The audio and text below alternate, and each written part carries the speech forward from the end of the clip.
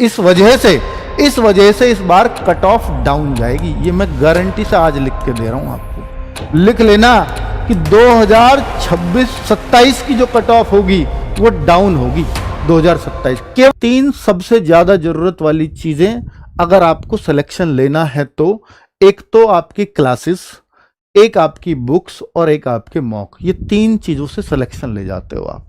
ये क्लासेस कौन सी?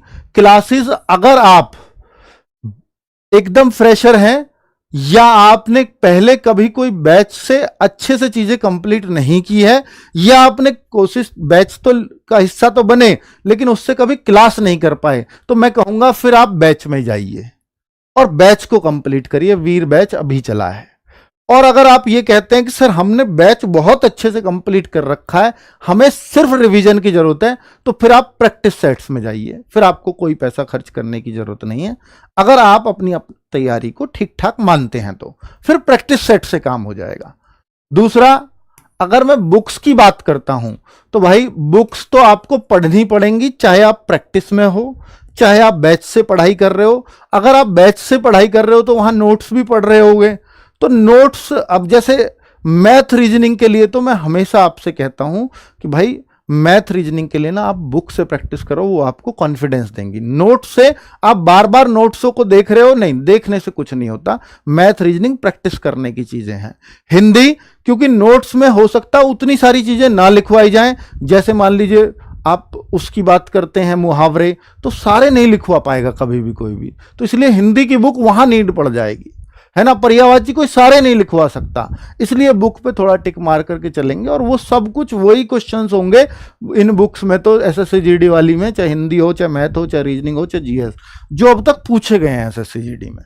तो ये एक फायदा इन बुक्स का होता है, ठीक है। अब मैं मॉक की बात करता हूं तो भाई मॉक टेस्ट इस बार सबसे ज्यादा जरूरी है। उसका कारण है ये सेक्शनल टाइमिंग।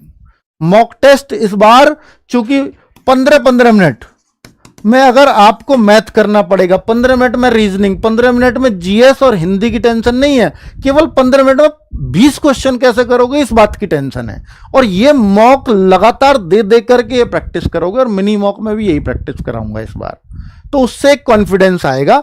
तो इसलिए साथियों इस बार मॉक बहुत जरूरी हो जाएगा। अगर मॉक नहीं दिया तो आप इस बार सिलेक्शन से काफी दूर हो जाओगे, क्योंकि जिन बच्चों का मैथ अच्छा भी है इस बार उन्हें भी 17-18 क्वेश्चन करने चाहिए।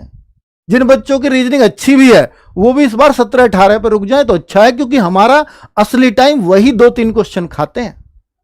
आप पूरा मैथ आप पूरा देखो कि अगर आपके 17-18 करने हुए ना, आप 12-13 मिनट में कर जाओगे, लेकिन अगर आपको 20 करने हुए हो सकता है 20 मिनट लग जाए। यही होता है एक्चुअल मैथ और रीजनिंग में, ठीक है। तो हमें वो क्वेश्चन ढूंढने हैं कि जो हम छोड़ सकें टाइमली, क्योंकि छोड़ने वाले क्वेश्चन अक्सर टाइम खाते हैं। ना होने वाला क्वेश्चन कभी टाइम नहीं खाएगा, ये ध्यान रखना। हमेशा ना होने वाला क्वेश्चन ही टाइम खाता है, ठीक है। तो इसलिए आप सब लोग इस बार मॉक को अपने इस प्रैक्टिस का हिस्सा जरूर बनाना, और जितने ज्यादा मॉक कर पाओ उतना आपके लिए बेहतर रहेगा। मिनी मॉक तो मैं इस बार भरमार रूप से दूंगा ही आपको, लेकिन फुल मॉक भी आप ये प्रैक्टिस करके चलना। इस बार 15 मिनट मिलने वाले हैं, और इस वजह से इस बार कट ऑफ डाउन जाएगी। ये मैं गारंटी से आज लिख के दे रहा हूं आपको, लिख लेना कि 2026-27 की जो कट ऑफ होगी वो डाउन होगी 2027, केवल इस वजह से। तो जो बच्चा अच्छे से अपने टाइम को मैनेज कर जाएगा वो इस कट ऑफ को बहुत आसानी से क्रैक कर लेगा। तो ये आपके लिए अच्छे साइन है। अगर ये सेक्शनल टाइमिंग आई है तो अच्छा साइन है, इसकी प्रैक्टिस हम कराएंगे आपको।